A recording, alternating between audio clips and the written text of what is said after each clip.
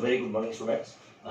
Today we are going to discuss about the topic conservation of linear momentum. Conservation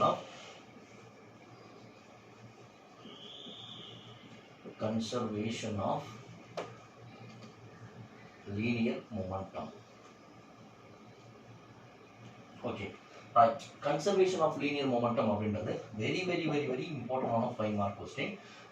இப்போ இது new syllabus, இதுக்கு முன்னாடி இருந்த அந்த சமச்சீர் சிலபஸ்லையும் சரி, அதுக்கு பிஃபோராக இருந்தக்கூடிய நம்மளுடைய மெட்ரிக் சிலபஸாக இருந்தாலும் சரி, எல்லாத்துலேயுமே இருந்த ஒரு 5 மார்க் அப்படின்னு பார்க்கும்போது ஃபிசிக்ஸில் இந்த கன்சர்வேஷன் ஆஃப் லீனியர் மொமெண்டம் அப்படின்ற டாபிக். ஸோ இட்ஸ் வெரி இம்பார்ட்டன்டான 5 மார்க் கொஸ்டின். ரைட். ஸோ இப்போ நம்ம டாபிக்குள்ளே போகலாம்.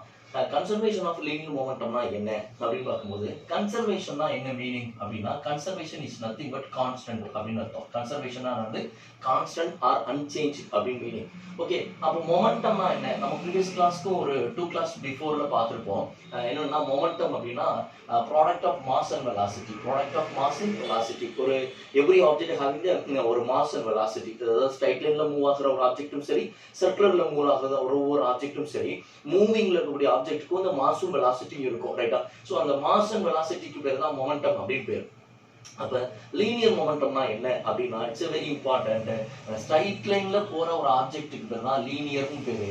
அந்த ஸ்ட்ரைட் லைன்ல போற ஒரு ஆப்ஜெக்டோடைய மொமெண்டத்துக்கு பேர் தான் லீனியர் மொமெண்டம் அப்படின்னு பேர். இப்போ ஃபேன் லைக்கர்ஸ் இதெல்லாம் வந்து பாத்தீங்கன்னா சர்க்குலர்ல மோஷனா இருக்கும். அப்ப அதுக்கெல்லாம் வந்து சர்க்குலர் மொமெண்டம் இருக்கும்.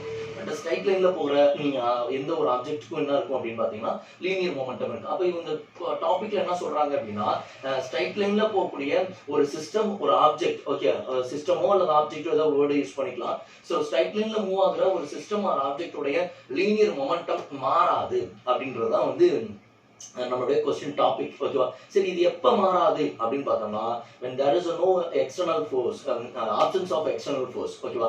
then there is an absence of external unbalanced force. கூடுதலாக ஏதாவது ஒரு ஃபோர்ஸ் நீ அப்ளை பண்ணாத வரலையும் ஒரு லீனியர் மொமெண்டம் வந்து மாறவே மாறாது. ஒரு ஆப்ஜெக்டோட லீனியர் மொமெண்டம் மாறாது அப்படின்றதான் இதோடைய எக்ஸ்பிளனேஷன். சரி, இப்போ டெஃபினேஷன் போடலாம். State conservation of linear momentum அப்படின்னு நம்மளுக்கு கேட்பாங்க. அப்படின்னா என்னன்னா, the linear momentum of system is remains unchanged and there is no external force acting on it. Okay, அப்படி தான் சொல்றது. ஸோ திரும்ப சொல்றேன், the linear momentum of a system is remains unchanged as long as no external force acting on it. ஓகேவா? no external force act on it. Okay, நல்லா புரிஞ்சுக்கங்க. linear momentum of a system remains unchanged as long as no external force act on it. ஓகேவா? So கூடுதலான ஒரு force அது மேல act ஆகாத வரலையும் ஒரு ஆப்ஜெக்டுடைய மொமெண்டம் என்ன பண்ணாது, மாறவே மாறாது. இதான் state law of conservation of linear momentum. இந்த 2 மார்க் கொஸ்டின்ல தனியா கேட்கறதுக்கு சான்சஸ் இருக்கு. இப்போ நம்ம 5 மார்க்ல தான் பார்க்க போறோம். ஸோ இதுல வந்து பாத்தீங்கன்னா true conservation of linear momentum அப்படின்னு உங்களுக்கு கேட்கறாங்க. ஸோ அதை எப்படி எழுதணும்னா, லிசன் பண்ணிக்கோங்க. let us consider two body. okay, let us consider the two body. this is a A, this is a body B. இதோடைய மாஸ் வந்து பாத்தீங்கன்னா m1, இதோடைய மாஸ் வந்து பாத்தீங்கன்னா m2. இந்த two body traveling in a straight line in same direction. ரெண்டும் ஒரே straight லைன்ல ஒரே ரோட்ல அது மாதிரி வச்சுக்கோங்க. ஸ்ட்ரைட் லைன்ல சேம் டைரக்ஷன்ல டிராவல் பண்ணுது. with its initial velocity is u1, இதோடைய initial velocity வந்து u2. ஓகே, எப்படி இதெல்லாம் சொல்லுது? Okay, right. இப்போ இந்த டயகிராம்ல உள்ளத நீ எப்படி வேர்டிங்ல எழுத போற அப்படின்னா, let us consider the two body A and B. It is having the masses m1 and m2. The two body traveling in the same direction in straight line with a different initial velocity u1 and u2 respectively. அவ்வளவுதான் முடிஞ்சிச்சு. இப்போ முன்னாடி ஒரு car, பின்னாடி ஒரு car, ரெண்டு காரும் வந்து டிஃபரெண்டான மாசஸ்ல டிஃபரெண்டான இனிஷியல் வெலாசிட்டிலையும் டிராவல் பண்ணிக்கிட்டே இருக்கு. ஓகேவா? now u1 is greater than u2. Listen பண்ணிக்க. u1 is greater than u2 அப்படின்னா அர்த்தம், அந்த முன்னாடி போற காரை காட்டிலும் பின்னாடி வர அந்த காரோட வெலாசிட்டி அதிகமாகும். வெலாசிட்டினா ஸ்பீட். அப்ப வெலாசிட்டி கொஞ்சம் அதிகமாகும் போது என்ன பண்ணும், இந்த பின்னாடி இங்க வர்ற கார் அந்த முன்னாடி போற கார் மேல போய் இடிக்குமா? ஓகேவா? அதான் சொல்றான், when u1 is greater than u2, the two body collide with each other. two car. ஓகேவா? சோ நீ பாடின்னு எழுதிட்டனால நான் கண்டினியூ பண்றேன் அதே மாதிரி. the two bodies collide with each other. ரெண்டும் ஒண்ணோட ஒண்ணு மோதிக்குது. with respect time is என்ன அப்படின்னு பாத்தீங்கன்னா t. இப்போ இது இங்க இது மேல மோதும், அது என்ன பண்ணும், இது மேல மோதும். எப்படி மோதும் சார் அப்படின்னா, இப்ப நாமளே ஒரு கார் ஓட்டிட்டு போயிட்டு இருக்கோம்னா முன்னாடி ஒரு கார் அப்படியே யூனிஃபார்மான ஸ்பீட்ல போயிட்டே இருக்குன்னு வச்சுக்கோங்களேன். இப்ப சடனா நான் வந்து ஆக்சிலேட்டரை இது பண்ணி ரைஸ் பண்ணி நான் கொஞ்சம் வேகமா போறேன்னா அந்த கார் மேல போய் நான் இடிச்சாலும் திரும்ப அது என் மேல லைட்டா ஒரு ஃபோர்ஸ் அப்ளை பண்ணும். அதெல்லாம் இங்க சொல்லியிருக்கேன். ஸோ இது மேல மோதுது, இது மோதுது. அப்ப அதனாலதான் நான் என்ன வேர்டிங் இந்த இடத்துல சொல்ல போறேன் அப்படின்னா, when u1 is greater than u2, the two bodies collide with each other. அவ்வளவுதான் விஷயம். The two bodies collide with each other with respect to time is a t. Okay, with respect to time is a t முடிஞ்சிச்சு, ரைட்டா? Okay right.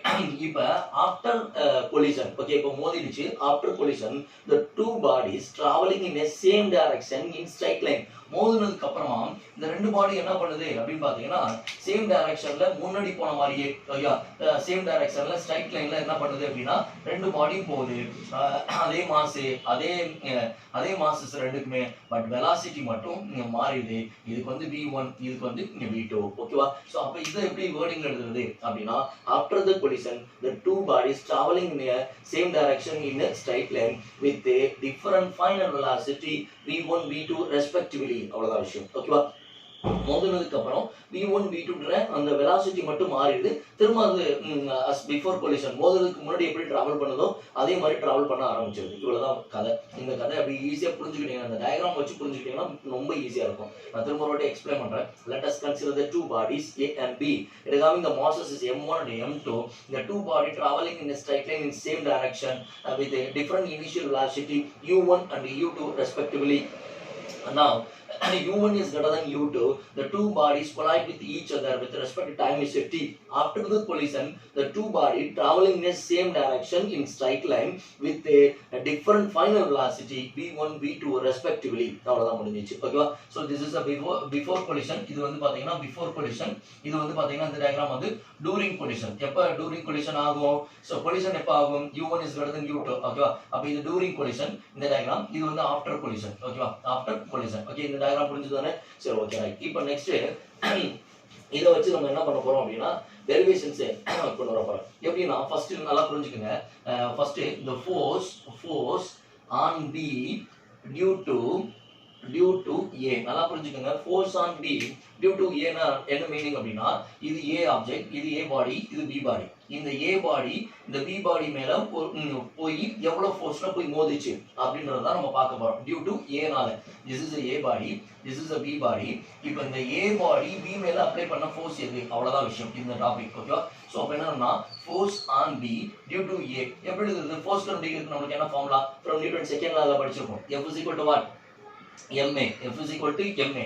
But நமக்கு இங்க என்ன கேட்டிருக்கோம்? Force on B ன்னு கேட்டிருக்கோம். அப்ப எதோட ஃபோர்ஸ்? B யோட ஃபோர்ஸ். அப்ப force on B that is equal to, அப்ப B தான் நம்ம கால்குலேட் பண்ணனும். B மேல உள்ள ஃபோர்ஸ்னா B யோட மாஸ் தான் எடுக்கணும். இப்ப mass ஜெனரலான formula mass.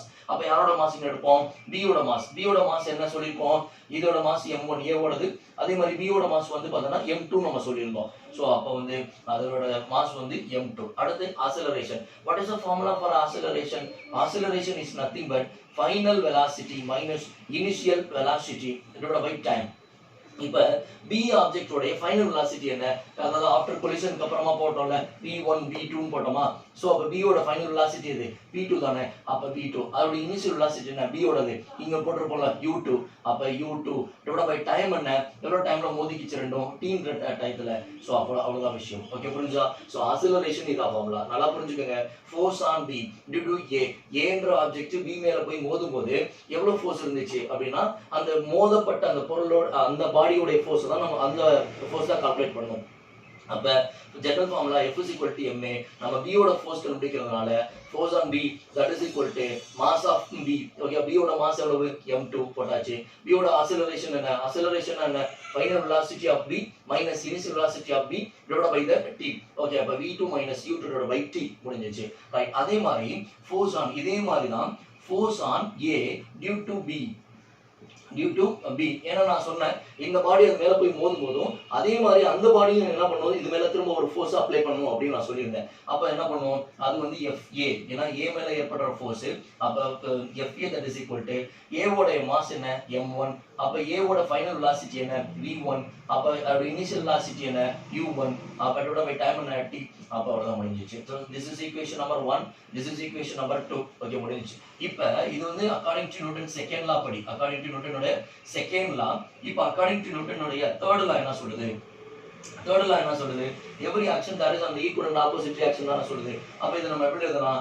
FA that is equal to minus of FB ன்னு எழுதலாமா? இதான நம்மளோட third law. FA that is equal to, ஏனா FA ன்றது action, ஓகேவா? FB ன்றது வந்து reaction, பட் ஆனா opposite directionல இருக்கும். அப்ப FA that is equal to minus of FB. So what is the value of FA here? FA ஓட வேல்யூ என்ன? இது. So M2 V1 minus U1 divided by T, that is equal to minus of FB oda value M2 V2 minus U2 divided by T. Okay, புரியுதா? So substitute பண்ணியாச்சு. இப்போ நம்ம என்ன பண்ணனும்னா T காமனா இருக்கனால கேன்சல் பண்ணிடலாம். இப்போ இந்த M2 எடுத்து உள்ள மல்டிபிள் பண்ணிடுங்க. அதே மாதிரி இங்க minus of this is M1. Okay, so இந்த M1 எடுத்து இந்த M1 எடுத்து உள்ள அப்படியே மல்டிபிள் பண்ணுங்க. சோ அப்ப என்ன வரும் அப்படினா M1 V1, சோ அதே minus of M1 U1, so that is equal to இந்த minus M2 எடுத்து சோ உள்ள பிராக்கெட் குள்ள மல்டிபிள் பண்ணும்போது minus M2 V2, அதே மாதிரி minus into minus plus M2 U2 மாறிடும். ரைட்டா? சோ இந்த மைனஸ் டேர்ம்லாம் இருக்கு இல்லையா? இந்த மைனஸ் டேர்ம் இங்கே ஒரு மைனஸ் டேர்ம் இருக்கு. இந்த minus term equal to convert பண்ணும்போது பிளஸ் ஆயிடும். அதே மாதிரி அது ஈக்குவல் டு கன்வெர்ட் பண்ணும்போது பிளஸ் ஆயிடும். அப்ப இத கொண்டு வரலாமா? ஆல்ரெடி இங்க என்ன இருக்கு? M1 V1. இப்போ அந்த மைனஸ் டேர்ம் இங்க கொண்டு வாங்க. அப்ப என்ன ஆகும்? M2 V2, that is equal to, இத இங்க கொண்டு போங்க, மைனஸ்ல இருக்கு அங்க கொண்டு போங்க, M1 U1 பிளஸ்ஸா மாறிடும். ஆல்ரெடி இங்க என்ன இருக்கு? M2 U2 இருக்கு. அவ்வளவுதான் விஷயம். சோ இப்போ இது எது மாதிரி இருக்குன்னு பாருங்க. இது வந்து இந்த மோதுறதுக்கு முன்னாடி M1 U1, மோதுறதுக்கு முன்னாடி என்ன இருந்தது? M1 U1 இருந்ததா? சோ அப்ப வந்து M1 U1 அங்க பாருங்க, இந்த பாலோடது மோதுறதுக்கு முன்னாடி M2 U2, yes M2 U2. மோதுறதுக்கு அப்புறம் இதோடது என்னது? M1 V1. மோதுறதுக்கு அப்புறம் இந்த B யோட இது எவ்வளவு? M2 V2. அப்ப என்ன விஷயம் அப்படின்னா, மோதுனதுக்கு அப்புறமா உள்ளதும் மோதுனதுக்கு முன்னாடி உள்ளதும் எப்படி இருக்கு அப்படின்னா ஈக்குவலா இருக்கு. அப்படின்னா இந்த வேர்டிங் ஃபைனலா நம்ம எப்படி சொல்றது அப்படின்னா, algebraic sum of the momentum before collision is equal to the algebraic sum of the momentum after collision. அவ்வளவுதான் விஷயம். Okay, algebraic sum of the momentum before collision is equal to the algebraic sum of the momentum after collision. So hence proved அப்படின்னு எழுதுனா முடிஞ்சு போச்சு. ஓகேவா? திரும்ப ஒரு இதை மட்டும் ஜஸ்ட் ரீகால் பண்ணிடலாம். Force on B due to A. இந்த B மேல A அப்ளை பண்ற ஃபோர்ஸ் எவ்வளவு அப்படின்னா, அப்ப B மேல இருக்கக்கூடிய ஃபோர்ஸ் தான் நமக்கு அப்ளை பண்ண போறோம். force on B அப்படினு. அப்ப நான் force on B னால FB போட்டுருக்கோம். நம்ம F ஓட ஃபார்முலா என்ன? MA. அப்ப M ன்றது இங்க எதோட பார்க்கணும்? B யோட தான் செக் பண்றோம். அப்ப B யோட மாஸ் எவ்வளவு? M2. ஓகே போட்டாச்சு. அப்ப B யோட ஆக்ஸலரேஷன் என்ன? P2 U2/T. இப்படி வெச்சுக்கோனே. அப்ளை பண்ண தெரியலனா கூட இந்த B ஓடத செக் பண்ணும்போது எல்லாமே 2 ன்னு வரணும். M2 V2 U2/T அப்படினு வரணும். அதே மாதிரி A ஓடத செக் பண்ணும்போது M1 V1 U1/T ன்னு வரணும். அப்ப A க்குனா 1 1 1 1 வரணும். B க்குனா 2 2 2 ன்னு வரணும். பை போட்டு T போட்டனால அது ஆக்ஸலரேஷன் ஃபார்முலாக்குள்ள அப்ளை ஆகும். ரைட். சோ அப்ப என்ன விஷயம்? இது according to Newton second law படி அப்ளை பண்ணியாச்சு. அக்கார்டிங் டு தேர்ட் லா படி FA that is equal to minus of FB. அப்ப FA ஓட வேல்யூ அப்படியே இங்க சப்ஸ்டிட்யூட் பண்ணு. minus of FB ஓட வேல்யூ ஈக்குவல் டு கம்பி சப்ஸ்டிட்யூட் பண்ணு. காமனா T கேன்சல் பண்ணிடு. வெளியில இருக்கக்கூடியத உள்ள ஸ்கொயர் குள்ள பிராக்கெட் குள்ள மல்டிபிள் பண்ணிடுங்க. அப்ப மல்டிபிள் பண்ணி பாக்கும்போது மைனஸ் டேர்ம் ரெண்டு சைடுமே இருக்கும். அப்ப ஈக்குவல் டு கம்ப்ளீட் இத ஜஸ்ட் அப்படியே எக்ஸ்சேஞ்ச் பண்ணினீங்கன்னா மைனஸ் பிளஸ்ஸா மாறிடும். அப்ப ஜஸ்ட் ஃபைனலா ஒரு ஆன்சர் கிடைக்கும். அத செக் பண்ணி பாக்கும்போது எப்படி இருக்கு அப்படினா, so algebraic sum of the momentum of the two bodies before collision is equal to the algebraic sum of the momentum after collision. அப்ப இதுல இருந்து என்ன தெரியுதுன்னா, மோதுறதுக்கு முன்னாடி ரெண்டு பாடியோட மொமெண்டம் என்ன இருந்ததோ அதுதான் மோதுனதுக்கு அப்புறமும் இருக்கு. அப்ப அந்த ரெண்டு பாடியோட லீனியர் மொமெண்டம் மாறவே இல்லை. அதுதான் நம்ம topic, conservation of linear momentum மாறவே இல்லை. மோதுனதுக்கு அப்புறமும் உள்ளதும் மோதுனதுக்கு முன்னாடி இருக்கிறதும் சேமா இருக்கு அப்படின்றதுதான். ஓகேவா? So hence prove. அவ்வளவுதான். இந்த வீடியோ ஒரு முறைக்கு 2 முறை ப்ளே பண்ணி பார்த்துட்டு நல்ல நோட்ஸ் எடுத்துட்டு அதுக்கப்புறம் அதை படிச்சு அதுக்கப்புறம் எழுதி எனக்கு வாட்ஸ்அப்ல சென்ட் பண்ணுங்க. ஓகேவா? இட்ஸ் வெரி வெரி இம்பார்ட்டன்டான 5 மார்க் क्वेश्चन. ஓகே, ஏதாவது டவுட் இருந்தா எனக்கு கால் பண்ணுங்க, இல்ல மெசேஜ் பண்ணுங்க, நான் எக்ஸ்பிளைன் பண்றேன். Okay, thank you so much.